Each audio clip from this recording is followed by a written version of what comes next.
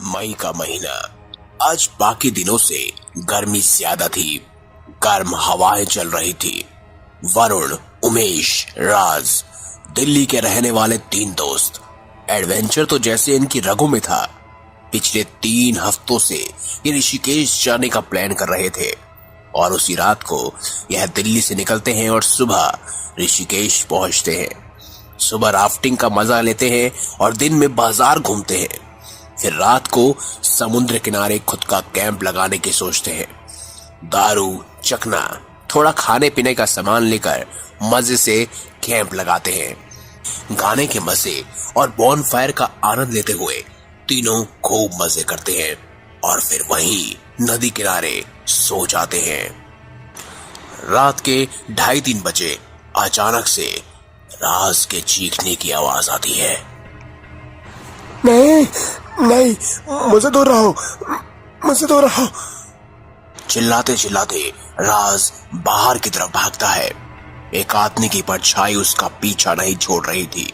वो परछाई एक इंसान की थी। वरुण, उमेश का नशा तो जैसे टूट सा जाता है। दोनों बाहर की तरफ भागकर देखते हैं तो राज जमीन पर लेटकर दोनों को देख रहा होता है।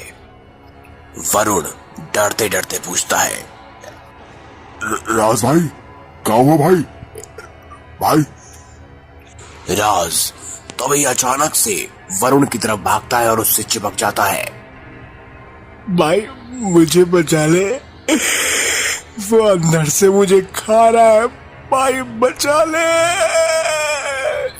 और तभी राज वापस उसी जगह जाकर लेट जाता है। वरुण, उमेश डर जाते हैं। दोनों का हलक सूख जाता है। तभी उमेश थोड़ा अपने अंदर जोश भरता है और उससे पूछता है, क्या हुआ तुझे? कौन खा रहा भाई? और हम किससे बचाए तुझे भाई, बता। तभी राज दोबारा भागकर उमेश से चिपक जाता है और कहता है, वो और वापस पीछे जमीन पर गिरकर लेट जाता है।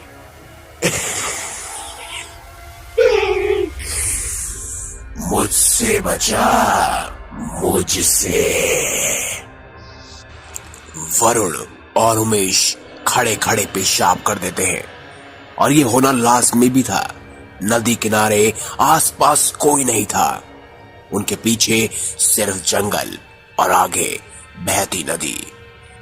डर की वजह से वरुण भागता है और उमेश से कहता है, भाग रहा है जोत, नहीं तो मरेंगे।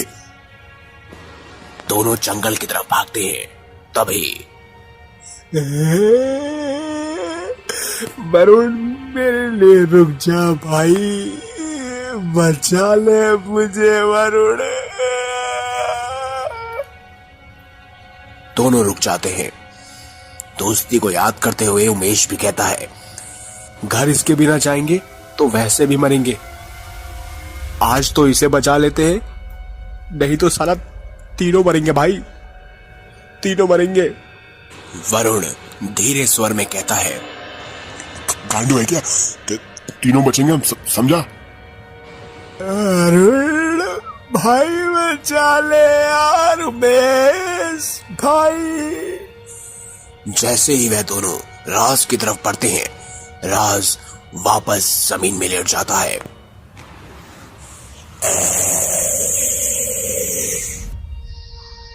दोस्त प्यारा या जान? मैंने कहा दोस्त प्यारा या जान? दोनों धीमे स्वर में कहते हैं, दोस्त प्यारा, उसे छोड़ दो, उसे छोड़ दो।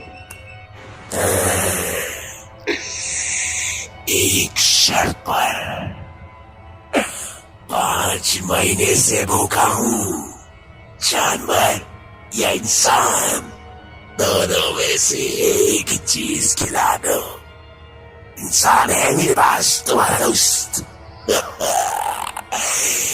कुछ और दोगे तो बचोगे, वरना तीनों मरोगे। उमेश समझ जाता है कि अब कोई चारा नहीं, लेकिन तभी वरुण को कुछ याद आता है। हमारे पास 1 किलो चिकन बचा है, अगर उसे खा लोगे तो हमारे दोस्त को छोड़ दोगे ना? 1 किलो चिकन से क्या होगा जब मेरे पास इतना बड़ा इंसान है। उमेश कहता है, 1 किलो चिकन खा लो, तब तक हम दोनों तुम्हारे लिए मांस का जुगाड़ कर लेंगे और हमारे दोस्त को भी छोड़ दो। ठीक है, लेकिन 1 किलो खत्म होते ही तुम भी खत्म हो जाओगे।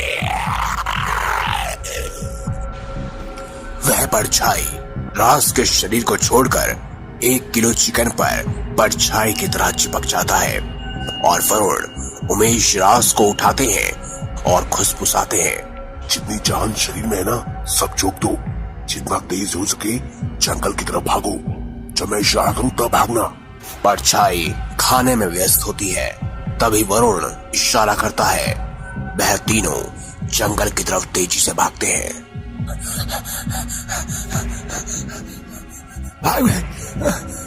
भागते भागते थोड़ी दूर वरुण को एक रोशनी दिखती है जो कि रोड पर मौजूद एक दुकान की थी, जिसके बाहर 2 लोग खड़े थे। वरुण भागकर उनके पास पहुंचता है। भैया, भैया बचा लो, हमारे पीछे परछाई लगी है। वरुण पीछे मुड़कर देखता है तो ना उमेश कहीं दिखता है और ना राज। भैया, मेरे 2 दोस्त भी नीचे हैं भैया, उन्हें बचा लो भैया प्लीज। वह दोनों को लेकर जैसे ही जाता है, उसे जंगल के अंदर जाते ही बड़ी गंध आती है, क्योंकि पास में ही एक सड़ी गली लाश नजर आती है। और तभी वरुण रोने लगता है, क्योंकि वो किसी और की नहीं बल्कि उमेश की लाश थी, जिसे परछाई खा चुकी थी। उसके गले पर मौजूद एक पेंडेंट की मदद से ही वरुण उसे पहचानता है।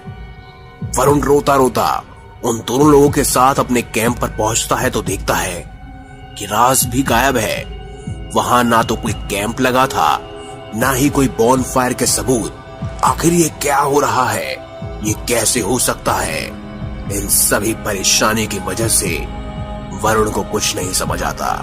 वो दोनों लोग भी समझ जाते हैं कि ये उसी परछाई का काम है, जिसके किस्से वह कई सालों से सुनते आ रहे हैं। वरुण को भी अब अपनी गलती का एहसास हो चुका था, क्योंकि उसने भाई जैसे अपने 2 दोस्त खो दिए थे। उमेश को उसने खो दिया था और राज अब एक राज बनकर रह गया था। ना आज तक उसका शव मिला, ना ही आज तक उसकी चीजें, लेकिन अब उस जगह कोई नहीं जाता। तो अगर आप कभी उत्तराखंड या कहीं और जाए और नदी किनारे बॉनफायर या कैंप लगाने की सोचे, तो लगाने से पहले 100 बार सोचिएगा, क्या पता आप ही अगले वरुण बन जाए।